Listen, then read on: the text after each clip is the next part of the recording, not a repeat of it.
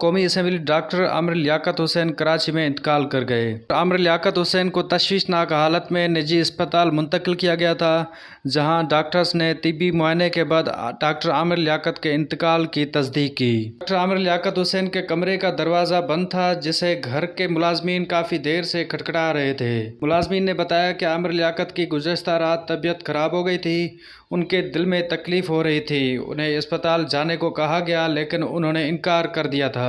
ज़राए के मुताबिक डॉक्टर आमिर लियाकत हुसैन को उनके घर खुदादाद कॉलोनी से एम्बुलेंस के ज़रिए अस्पताल मुंतकिल किया गया था। अस्पताल ज़राए के मुताबिक डॉक्टर का कहना है कि डॉक्टर आमिर लियाकत को मुर्दा हालत में अस्पताल लाया गया। लियाकत के ड्राइवर ने पुलिस को तबीयत ख़राब की इत्तला दी थी।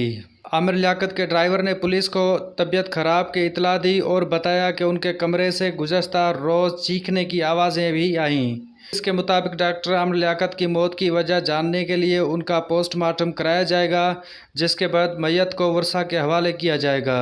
इसका कहना है कि आमिर लियाकत के घर से शवाहिद जमा किए जा रहे हैं, उनके मुलाजमीन और ड्राइवर से बयानात लिए जाएंगे। दूसरी जानिब डॉक्टर आमिर लियाकत के इंतकाल के बाद कौमी असम्बली की कार्रवाई मुलतवी की गई। डॉक्टर आमिर लियाकत हुसैन 5 जुलाई 1971 में पैदा हुए। 2002 से 2007 तक कौमी असम्बली के मेंबर रहे।